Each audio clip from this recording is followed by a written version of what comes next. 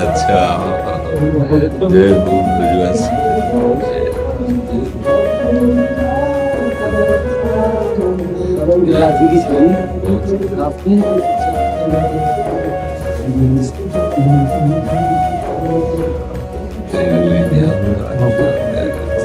गिरिराज जी का प्रसाद है। हाँ, गिरिराज जी की प्रसाद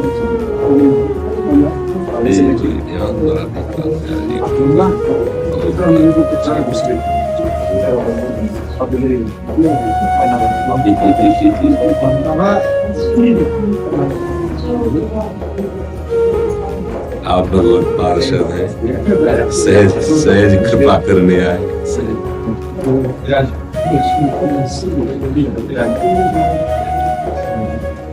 कल ऐसा हुआ कि कल आप सपने में आए तो आप, ये महारानी जू का खेल है, लाडली जू का। तो मैं सीधो, हाँ, उनका एक कुछ यंत्र है, वो जिधर दबा के जहाँ बेचना चाहती, जैसे आकर्षण करना चाहती, सारा हमारा कुछ नहीं है वास्तविक। हम न पढ़े लिखे हैं, न हम कोई तपस्वी है, न हम कोई साधु महात्मा है, बस एक लाडली जू का भरोसा है, बस एक बात इतनी है। उन्हीं के बल से, उन्हीं का सब मेरे जैसे नहीं होता कि हमारा तो दिमाग पंचर है। ये ऐसा मार्ग है जहाँ बुद्धि काम नहीं करती, यहाँ बुद्धि में स्वयं लाडली जो आके बैठ जाती तक सब। तो जैसे आपका भाव है, तो लाडली जो ये रूप आपके हृदय में प्रकाशित करेंगे, आपको उपदेश दिला सकते हैं, आपको आदेश दे। ये सारा खेल उनका है। किसी को बुलाया नहीं जाता, किसी को निमंत्रण नहीं, किसी से कोई संबंध नहीं, और किसी से कोई द्रोह नहीं। जैसी लाडली जो लीला उनकी वैसे ही चल रही। हाँ, उनका सारा खेल। जीवन की सार्थकता बस इसी बात में है कि जिनकी वस्तु है उनको समर्पित कर दो बस। अगर हम प्रभु की वस्तु ना मानकर इस शरीर को हम अपनी भोग्य वस्तु या मैं ही मानता हूं, तो यही बंधन है। और इसका समर्पण हो जाए, तो ये बात मलिन हृदय होने के कारण, भोगों में रति होने के कारण समझ में नहीं आती। इसीलिए नाना प्रकार के क्लेश भोगते हुए पुनरपि जननम पुनरपि मरणम पुनरपि जननी जठरे शयनम। नहीं तो जैसे आप सामने ऐसे लाडली जी लालजू, ऐसा थोड़ी होता है कि जैसे आप सुनते हैं कि आए दर्शन दिए चले गए। ये ब्रज है, यहाँ के ठाकुर ऐसे नहीं है। यहाँ के एक बार बाह पकड़ ली तो साथ खेलते हैं। यहाँ के वो बस, यहाँ की कैसे बताओ, बस बताने लायक वाणी में सामर्थ्य थोड़ी होती है इसमें। बस निहाल कर देते हैं, प्रभु निहाल कर देते हैं। उन्हीं का बल, उन्हीं का सारा। हमारी एक एक वृत्ति जिस दिन उनके चरणों में समर्पित हो जाएगी, उस दिन समझ में आ जाएगा कि क्या खेल हो रहा है। बस ये अब हम अपने लोगों की वृत्ति तो विषयों ने आकर्षित कर ली, भोगों ने, शरीर संबंधियों ने। तो इनका प्यार, इनका लगता है कोई है भगवान, ऐसा नहीं, कोई भगवान है कोई। वो अपने भक्तों के लिए भगवान नहीं रहते। वो अपने भक्तों के साथ अगर उनका प्यार, उनका दुलार ना मिले तो जी नहीं सकते। क्योंकि जैसे संसार में है कि मेरे सगे संबंधी खान पान उसमें जी रहे, लेकिन जिसका जीवन ही केवल प्रभु है, वो कैसे जी सकता है उनके बिना। तो वही उनका जीवन बन जाते हैं। एक सेकेंड के लिए कभी प्रभु अलग नहीं होते। एक एक सेकेंड समझते, एक सेकेंड के लिए जैसे हमारी श्वास रुक जाए तो प्राण निकल जाए ना, जैसे एक सेकेंड तद स्मरणेन परम व्याकुलते थी। ना उनका स्मरण रुकता है, और जहां स्मरण होता है वहां वो स्मरण रूप में ही समाये रहते हैं।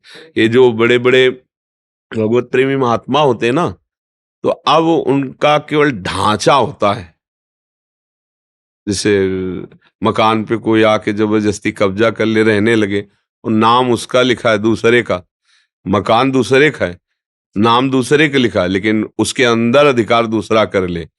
ऐसे ही भक्त का जीवन, प्रभु का जीवन, भक्त का ढांचा और प्रभु का राज्य, बस ये होता है। इसीलिए जैसे कई लोग होते हैं स्वप्न, हमें नहीं, हमारी सामर्थ्य नहीं, वो अपना कार्य स्वयं करते रहते हैं, अपने जनों के समीप जाकर के वैसा व्यवहार करना, वैसा उपदेश करना।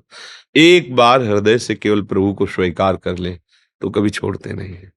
हमारे ठाकुर का, ब्रज के ठाकुर बहुत प्रेमी ठाकुर, भगवान के ही सब स्वरूप, यही अवतार लेते हैं, विविध अवतार इन्हीं के हैं, सब अवतारों के अवतारी भगवान हैं। पर इनका जो यहाँ का स्वरूप है, ब्रज 84 कोस के अंदर का, बस सीमा पार करते ही दूसरा स्वरूप है। मथुरा में भगवान जाते ही अनंत वैभव संपन्न हो जाते हैं तत्काल, सुदर्शन, कौमोदकी, चतुर्भुज, दिव्य ऐश्वर्य।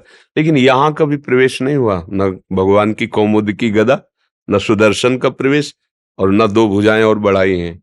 यहाँ मुरली मनोहर ललित त्रिभंगी, हमारे लालन, हमारे प्राणाराध्य बन, यहाँ भगवान भगवान जैसे नहीं रहे, यहाँ अपने प्यारे बन के रहे। इसीलिए प्रेम देश है ब्रज 84 को। वो अपने सखाओं के साथ, अपने निजनों के साथ भगवान जैसी बातें नहीं करते, वो अपने प्यारे जैसी ही बात करते। इसीलिए इनसे प्यार होना कठिन है। यहाँ जो मुरली मनोहर ठाकुर का लीला विलास है वो इतना रहस्यमय है कि गीता गए भगवान से प्रेम होने में देर नहीं लगेगी, क्योंकि एक महावीर स्वरूप उनका, द्वारिकाधीश भगवान में भी।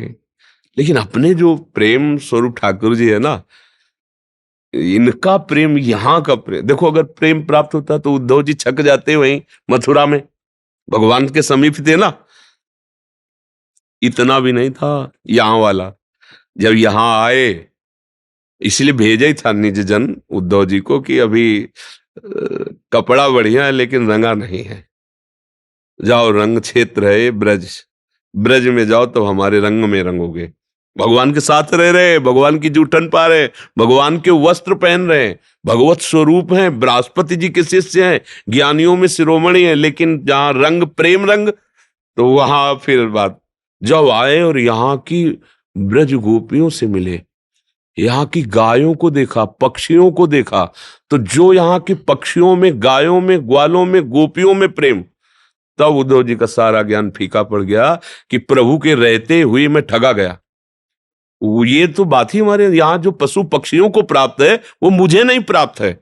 तभी ये नहीं कहा कि मुझे वृंदावन वास दो, ये कहा मुझे लता घास बना देना। मेरी योग्यता तो नहीं कि मैं मनुष्य रूप में रह पाऊं, मुझे कोई घास लता इन ब्रजवासियों की चरण धूलि पड़ेगी तो मुझे वो प्राप्त होगा जो आपके साथ रहने से प्राप्त नहीं हुआ, प्रभु के साथ रहने से वो प्राप्त नहीं हुआ, जो इस रज में प्रेमी जनों के संग रहने से प्राप्त। तो हमारे प्यारे, हमारी प्यारी जो, बस इनकी एक ही मांग है, अपनापन।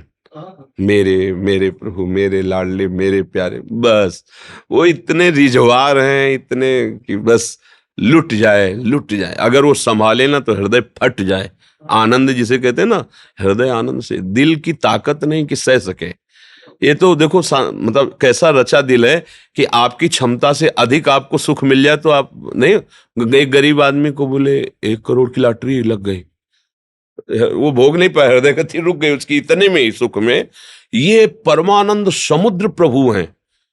ये दिल एक 0 वाट का समझो, इतना हाई पावर प्रेम का फट जाएगा, इसकी हिम्मत ही नहीं। तभी सहत सहत बाढ़े भगत, कभी प्रतिकूलता कभी अनुकूलता। उसको जैसे कांच है और उस कांच को जब ठंडा गरम तो गोली के वार को सह जाता है, नहीं? जरा सा कंकड़ ऐसे मारो तो टूट जाएगा, और वही जब गरम ठंडा करके उसको पद्धति से, तो उससे क्या कहते, बुलेट प्रूफ। हम ज्यादा पढ़े लिखे तो है नहीं, बुलेट प्रूफ गोली वापस चली, समझ रहे ना? तो यही जो पार्थिव दिल है, जब दिलवर को समर्पित किया जाता है ना, तो भारी प्रतिकूलता, भारी अनुकूलता, ये गर्म ठंडा है, अनुकूलता ठंडा, ऐसे ऐसे करके उसको ऐसा मजबूत बना देते कि उनके साथ खेलता है, प्रभु के साथ खेलता है उनका ऐसा। तो ये द्वारकाधीश प्रभु का अच्छा, मतलब द्वारकाधीश प्रभु ब्रजवासी है बाबा। इसको बनाए काफी टाइम हो गया, लेकिन बैठ नहीं पा रही थी, अब से आज बैठ हुई है। बड़ी अभिलाषा थी आपके दर्शनों की। ये हमारे लिए लाए आप आपके लिए क्या सेवा करें। आपके दर्शन होंगे, थोड़ी सेवा होगी। कई महीनों से हम बड़े अभिलाषा थे आपके दर्शन के। नॉर्मल या। बताना कभी आप दर्शन करने के लिए। अब क्या, जब से हमारा डायलिसिस के शरीर का किडनी का होने लगा ना, तब से एकदम शक्तिहीनता है। तो भागवती शक्ति से हम बोलते हैं, नहीं तो अब जैसे बैठे ना तो शरीर टूट रहा है, ये लगता है जल्दी से लेट जाए जाए। किडनी फेल है ना, अब डायलिसिस तो कहीं आना जाना हो ही नहीं पाता।